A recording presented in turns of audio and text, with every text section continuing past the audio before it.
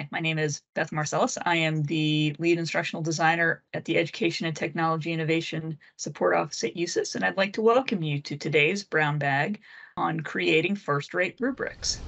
Our speakers today are Simone Fari from the ETI and Linda McCauley from the ETI. Goals for this session today are that the participants will be able to define what a rubric is, differentiate between checklist, holistic, and analytic rubrics, identify the three components of an analytic rubric, describe at least two benefits for instructors and another two benefits for students. Around for a definition and to go out to find one that I like. A rubric is typically an evaluation tool or set of guidelines used to promote consistent application of learning expectations, learning objectives, or learning standards in the classroom, or to measure their attainment against a consistent set of criteria. This came from the Glossary of Education Reform. The reason that this definition I thought was the best is because of the words that I highlighted. The first is evaluation, as a reminder that a rubric can be a really important tool in your evaluation toolkit. It uses the word consistent not just once, but twice. And rubrics ensure consistency across the educational experience for a number of reasons that we'll discuss in the presentation. They highlight learning expectations, learning objectives, or learning standards. And this is important because those are your guide stars to creating high-quality rubrics. And finally, they use the word measure because rubrics are an excellent way to help you measure in precise and meaningful ways the accomplishments of your students. We see rubrics used on papers. We see them on projects, oral presentations, group discussions, class participation, portfolios, and really any assignment that is assessed. Now, there are basically three types of rubric: checklist, holistic, and analytic. The slide is structured so you go from simplest, the checklist, to the most complex, the analytic. We found in our research that the most complex is also the most useful. So we are going to focus the majority of this presentation on analytic rubrics, but we'll give you a brief overview of checklist and holistics because they can also be useful tools in certain situations. So not even everyone mentions checklist when they talk about rubrics, and certainly we're not talking about the kind of checklist you might use when you pack everything for vacation, but we got a definition from the Agency for Healthcare Research and Quality that we thought was useful in the educational context. And they said that it's a form that is used for quickly and easily recording data or identifying actions or requirements. The advantages of a checklist are right there in that definition. It can be quick and easy to design it, and it can be quick and easy to use it. However, the disadvantages, because of that, you don't have as much detail in this information for you and for the student that you might want. Quick example of a checklist here. And throughout this presentation, for the most part, we're going to refer to rubrics that might be used to evaluate a paper. So in this case, if somebody was using a checklist to evaluate a paper, it would either have three sources, yes or no, correct AP style, yes or no. So there's always a binary choice in a checklist: yes, no, complete, incomplete, proficient, not proficient, whatever. The next type of rubric is the holistic rubric, and that uses a single scale. One score, one letter, one number, one description is all they get, with all the criteria then being considered and graded with this one mark. Some people might refer to this as a grade sheet. That's the same thing. And these also can be quicker to score and usually don't involve comments or corrections, and so efficient for large group scoring. And they do give a summary of student achievement.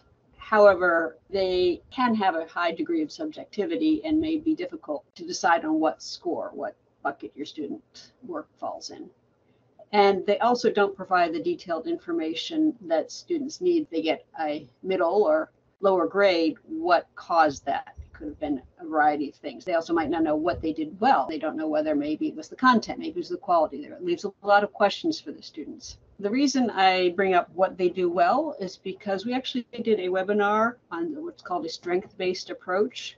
It's called Figuring Out What Works and Doing More of It. And we want to highlight that your rubric can not only show you gaps in performance that need to be addressed, but also what the student is already doing well and what you are doing well as a teacher, and that way you can do more of that. I have a friend, and for years she was a judge at the county fair judging baked goods. We always thought that this was like the dream volunteer job.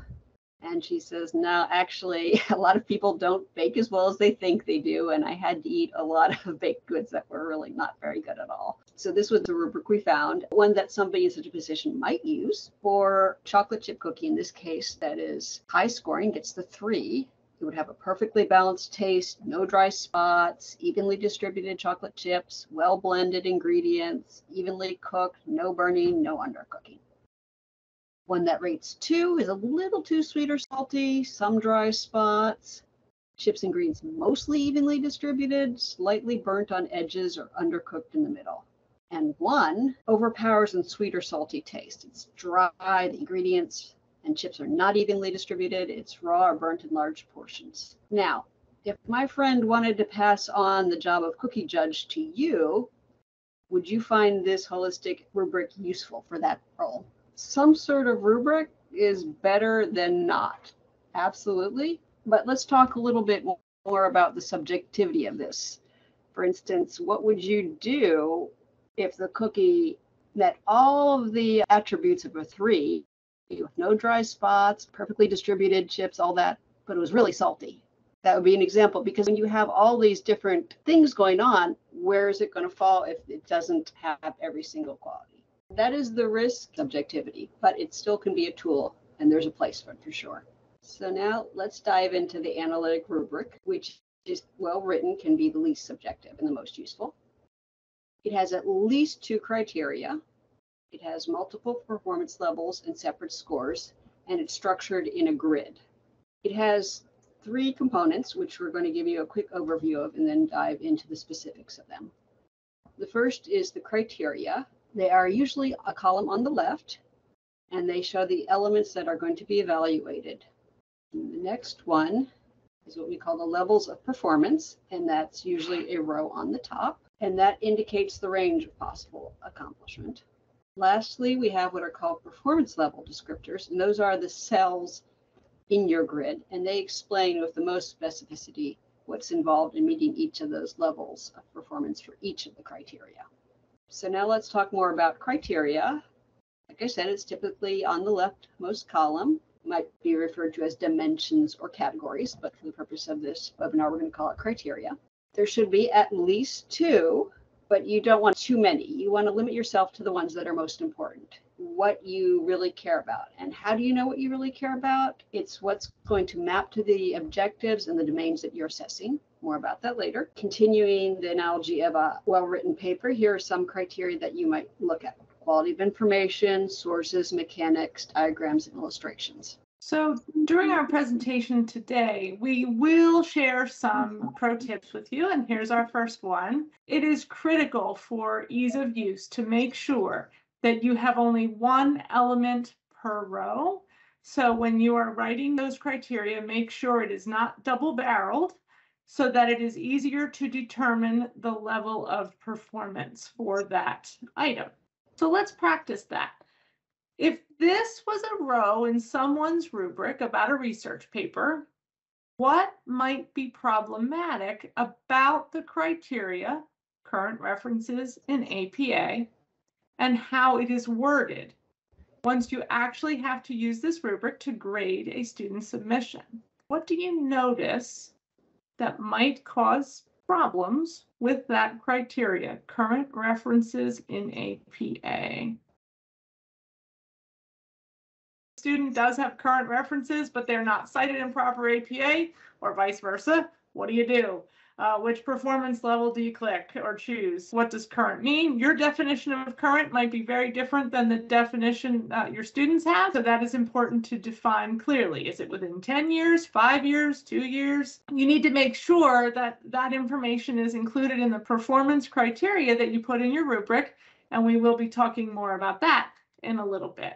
So here now you see what an example might be to split that out into 2 separate criteria, so it's not double-barreled. And then, of course, which we haven't talked about yet, the definition of current, or what version of APA would need to be either identified here or in the cells of the rubric under the criteria details, which we didn't fill in here, and just for the purposes of the example. So now we're going to look more at the levels of performance, which is that scale on the top row. Usually, it doesn't have to be there. And it's a spectrum or a scale, and it differentiates between who has exceeded, who has mastered, or not yet met the criteria. It's usually from lowest to highest. However, you might see it from highest to lowest, for instance, in Canvas. These can be done various ways, such as by icons like stars, by numbers,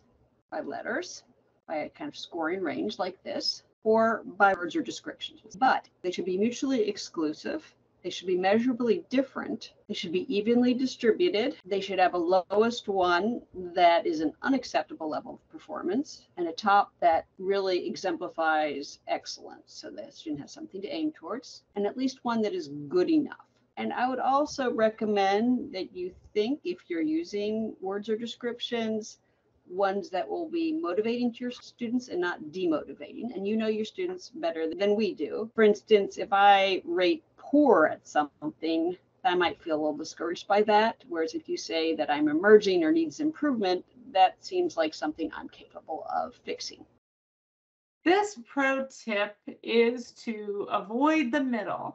And so when you think about how many performance levels should you have in your rubric, and many will recommend 3 to 5 performance levels, but you may have noticed that in all of our examples so far today, we've pretty much had 4 performance levels. And that is because there is something called the middle category responding bias.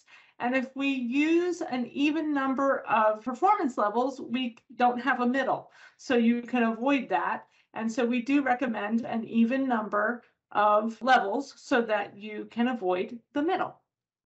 So now let's talk about the performance level descriptors. And those are the cells where the most detailed information is going to be given about how to score and how to meet those particular performance levels for the criteria.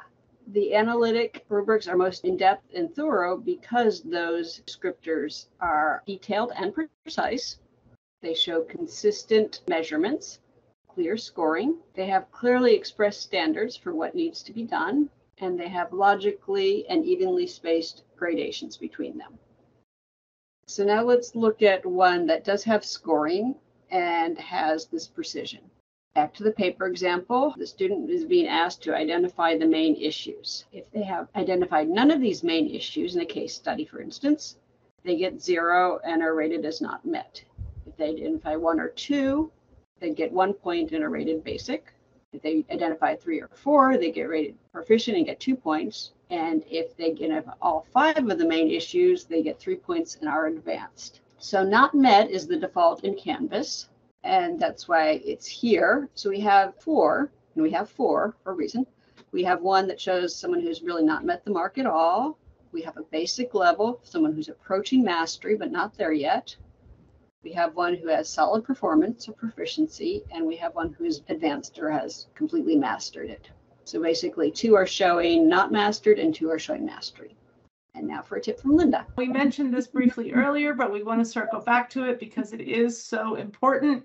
Good objectives make good evaluations. So by making your rubric aligned to your objectives and making sure that your objectives are written clear, precise, detailed, and measurable, that just sets you on a path to make your rubric more specific as well. By spending the time to align your objectives with the details of your rubric, it'll be more clear to your students and to you what you are looking to assess, and it will help you basically map back and prove that the students have met the objectives for that lesson or that course. So here's another chance for us to look at a piece of a rubric and see what we would do to improve the criteria and the performance level descriptors that you see here. So what could be better about the portion of the rubric that we see? So we're definitely pointing out the word choice here. What is considered acceptable? What does that exactly mean? Or what's expected? The idea of reducing to 4 categories to keep us from that middle level bias, because there won't be a middle then. Praise from others. Yeah, how are we going to know that? to assess that are being, praised from others or other employees, unless we have another means of gathering that data. For sure. The praise from others is different from the other criteria. So there's kind of a mismatch. The levels don't progress logically and reasonably from one to the other. It kind of changes up as they go through the scale as well. Not everything here is objective, right? It's a very subjective thing. How does one person define professionalism versus another? We need to be more specific, because otherwise it's a lot of work for the student to figure out what you're looking for and try to meet the mark. And it is definitely difficult for you to grade somebody with this descriptor as written, because it might be a mismatch from what you think versus what the student is trying to do. So we have a few more tips for you. This one is that every performance level doesn't have to be used. So maybe one of the problems with that previous one we were looking at is that it was impossible to split professionalism up into 4 or 5 different levels. So you may find, like in this example, that there isn't really a logical way to split up the levels, and so you may not use them all. So in this case, this happens to be an example from a rubric about analyzing the quality of an analytic rubric. So we mentioned that the number of performance criteria for an analytic rubric should be 2 or more. So if you have that, you're proficient. That's it.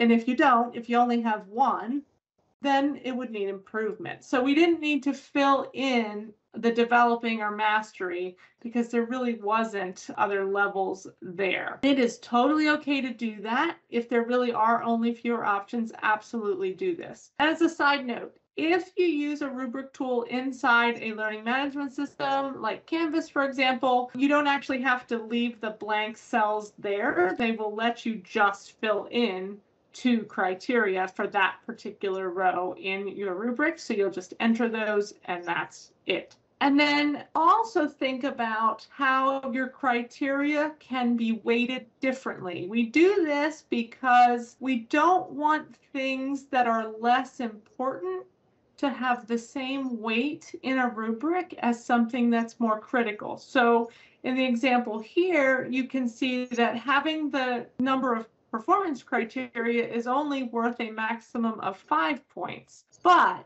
each criteria contains only 1 element to evaluate we feel is more important, more critical, so that is worth 15 points. And you can certainly do that. So when you think about your rubric design, if there's something you want to assess, but you don't want it to have as much weight as other criteria, totally adjust the points possible for those items to reflect the importance of the item to the students. And now we have an activity again for you to look at this example from a rubric. And for formatting of the slide, we placed the criteria at the top. So the criteria is literature, research, and review, majority, at least 60% or higher of articles, and our references must be current, 15%. That's the criteria for this particular row in a rubric, and then our levels are there for the criteria indicators. So what are your thoughts on what we could do to improve this, particularly about the criteria or the components, or even the performance levels that you see? Anything you notice that you would improve? We don't have a descriptor for the levels like mastery or developing, so you could add that. That would make it more specific and perhaps more clear to the students. Double-barreled criteria. Yes, issues with needing more rows on this rubric to be able to assess clearly, because I wouldn't know where to begin trying to separate out all of those pieces if I kept them all together to be able to score the students. And where do the associations come from in the performance levels? Don't know. because it's very unclear language, right? We don't know what we mean by that. And as we mentioned in a previous example, what does current mean? So when you look at the details, how do we know that references are current? We can come back to that same example as before. The percentage weight thing that's up in the criteria about the 60% or higher and then that 15%, I don't know what that means, and I don't know how it transfers into my final grade when it says that each of the levels have a certain number of points possible. So that's very confusing to me as the person who's reading this rubric. And then to reflect back on the tip we just shared, perhaps currency of references shouldn't be worth the same amount of points as the actual literature research and review, right? So maybe that's the crux of this assignment, that you want them to do the literature review, and you don't want to give that the same amount of points as if they can check the box that they were all in the last 3 years or something. So you may, when you split them off into different rows, you also may want to adjust the points possible. This rubric is super confusing and definitely needs some revision. And one more little point is that their distribution is 5 and 3 and then 2 and then 0. So not quite totally level gradation between those 4 categories. So as we think about using rubrics for our teaching, the other thing we need to think about is the availability of that rubric to the student. So once you create that rubric, what's the best practice for providing it to your students? And the key best practice is that it is shared with students when they are given the assignment. So they have it from day 1. And then it is actually used by you, the evaluator or the instructor, to assess their work when they hand that assignment in. And the completed rubric is then given back to the student after you assess them so that they can see how they did. And then to take that availability piece a step further, the best practice for making sure the rubric is actually in your course, it's available to the students right with the assignment. So if you're using an LMS like Canvas, the rubric would be attached to the assignment via the rubric tool in the learning management system. So it's automatically visible to the students right with the assignment details. If you're not using a learning management system, you can still meet the mark of best practice by giving the students the rubric at the same time with the assignment, whether you printed it out on paper or you sent it as an attachment in a different system that you might have access to. You're going to provide that rubric with the assignment at the same time that you provide the information to the students. So you're not putting the rubric in the modules as a file attachment. You're not just putting it as a page in your syllabus. You are literally giving the details of the rubric to your students at the exact same place and time that you give them the assignment. So we think there's a lot of advantages to using rubrics. Efficiency. So yes, it will take you some time to develop a rubric, but once you do, it can make your work much more efficient as you grade. Consistency reduces subjectivity. And with the same training, different reviewers will even come up with similar results in a well-written rubric. And that's one indication of a gold standard rubric. It shows strengths, like I said before, strengths of you as a teacher and your students as learners. It also shows room for improvement. It reduces your need to explain to the students, and it helps you align with colleagues. So if you work with your colleagues on rubrics, it helps you develop a common framework and language for assessing the content that you're teaching, really sharing expectations, standards about what students do. So we like to say that a well-written rubric is going to help the students hit the bullseye. And how do you think that helps the students from their perspective? Students know what is expected in the assignment. Expectations are clear. So I think from the faculty and the student's perspective, fewer questions are better, right? Student probably also doesn't want to have to spend time asking you questions about what's expected or what they need to do. And then they have a greater awareness of how their learning process is happening in this class, and then the progress they're making as well. And then that lead, I think, to improved work, right? They know what to do, and it's less stressful for them to actually figure out what to do. They can focus on doing quality work. And they can know how well they're doing and what they need to focus on. Now that we've talked about these advantages, hopefully that's inspired you to want to make your own rubric or improve rubrics you're already using. Let's talk next about the actual process that you might use. The first step, you'll have to determine your purpose, both of the assignment and what you're trying to assess there, the purpose of your assessment. To figure out what kind of rubric to use, you should then define your criteria, design your rating scale, write those performance descriptors, and you make your rubric itself, and then you evaluate your rubric and rinse and repeat, repeat 1 through 7. And that's the reason that we chose the particular icon that we did in this slide, is because it's an iterative process. And Linda will go into more detail about that, but don't think of this as a one and done. So our next pro tip for you is, if you are going to use rubrics for your assignments and you do have access to a learning management system, don't actually start this process by writing it in the learning management system.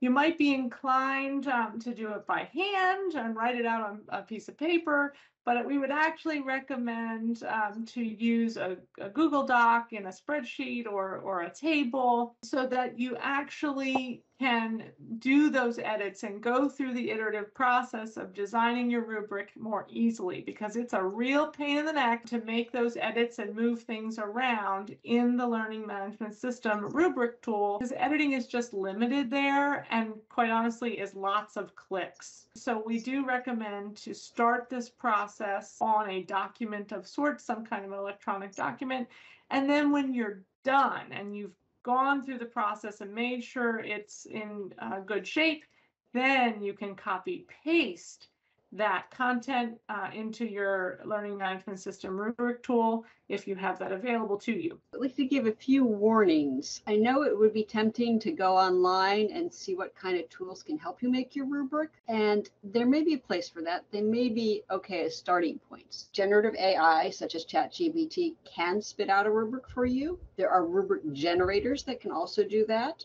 And there are even rubric banks, but they all can be problematic. First of all, these tools might not be approved by your organization, and you need to be very mindful about putting any sort of sensitive or proprietary information in them. The results for ChatGPT can really vary depending on what kind of prompts or information you get, and we've seen some really substandard rubrics created by it. The rubric generators we cannot vouch for as well. I think there's an analogy between the rubric ranks and the cookies that people submitted to my friend at the county fair. Is not everyone bakes the kind of cookies they think they bake, and not everyone creates the kind of rubric of the quality they think. Just because somebody has put their rubric in a rubric bank doesn't mean it's a great rubric or necessarily a suitable rubric for your purposes. So in all these cases, consider these as starting points only. And then we want to make sure that you evaluate the accuracy and alignment for consistency of scoring. So remember, rubric writing is an iterative process. And once you make a revision, you may think you've got everything done and it's all perfect, but then you test it with some actual student submissions, and inevitably you find that it needs some adjustment and improvement, but you will get closer to a polished final version through the steps of copy editing, then peer review, then testing it on some student work. You might actually want to grab some of the submissions from last year's assignment, for example, and test it out. And then the gold standard would be norm the rubric with other faculty. So what is norming? I'm going to give you a little bit of background on this. You can take full workshops on this, but as we said, if you try to get other faculty to look at your rubric, and better yet, see if they can actually participate in a norming session and score student submissions with a rubric that you've created, you will then have the highest level of evaluation and ensure that consistency and fair assessment that we've been talking about as so important and a benefit of using rubrics. If you go through the process of norming, you're going to have a facilitator that kind of manages the conversation between the people who are working together. Then you will grab copies of student work that exemplify each level of mastery that you have to assess, and then you will have your rubric. And the group of people, the faculty, the facilitator is working with, will actually score those student submissions based on that rubric, and you are looking for consistency. So if 3 or 4, 10 people, however many people you can get, look at the same submission and give it the same score, you are likely then hitting a good design of your rubric. But if they don't, then you need to discuss and debate and change and edit your rubric so that it is clear. So if we started with some of those examples we had earlier today and we realized, wait, you gave that a 2, I gave it a 4, we didn't understand what words meant, then you go through and you change it until you can assess a body of student submissions consistently across evaluators, and that you agree on like what a 2 is or what a 4 is or whatever the item is that you're looking at that moment. That then will get you the best rubric and the best results and the most consistent scoring. And because of this, of course, you're going to regularly revise. Even the best rubric, a rubric that was normed, will still need adjusting once you actually use it.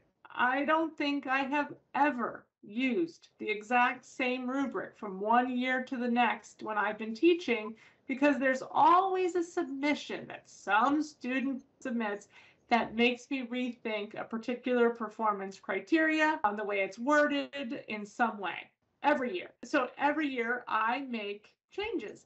And honestly, that is going to get you the best results if you're willing to iterate over time based on the work that students are submitting. So for those of you that are using Canvas, we are going to just do a real quick couple minutes overview of the basics of the Canvas rubric tool. You can use Canvas rubrics on assignments, discussions, and even on quizzes too, if you'd like.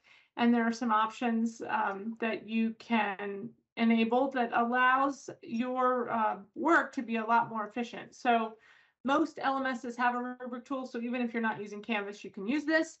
And the benefit really is if you put it in the Learning Management System rubric tool, you can calculate the score automatically and you don't have to add them yourself. But I do want to give you some tips if you are using the Canvas rubric tool, that if you want the grade to automatically appear in SpeedGrader, you need to make sure you check the rubric options and that you check the box, use this rubric for assignment grading. That's probably the #1 ticket I get about rubrics from Canvas, is that they do the rubric, they score it, and then the score is not going in the box for the grade, and that is because they forgot to check that. So make sure you do that if you want the grade to appear. If you're using the rubric tool, once you go through and you click all the boxes of what the score should be for the student, make sure that you click the Save button that's directly below the rubric, because that way you will save it and all your scores and comments and everything you've written then will be given to the student for them to review. If you forget to click the Save button, you don't provide any feedback to the student. It's sitting there in kind of a draft mode, and if you go on to the next student, you lose your work and have to start again. So make sure to click Save. And also, this is just a reminder, you can kind of see here on the screenshot that the performance levels in Canvas go from highest to lowest. So on the left side is the best score, and on the right side is the worst score. So keep that in mind as you're designing. Next, we'll show you our references. All of these icons that were used to develop this presentation come from a website called the Noun Project. They're in the Creative Commons as long as you attribute them. So we are doing that here. And so this is our internet site. I encourage you to check it out and see all the things that we do. Thank you for watching today's Teaching with Technology Brown Bag session. You can view all Teaching with Technology Brown Bags on the USU YouTube channel under the full ETI playlist. Have a nice day.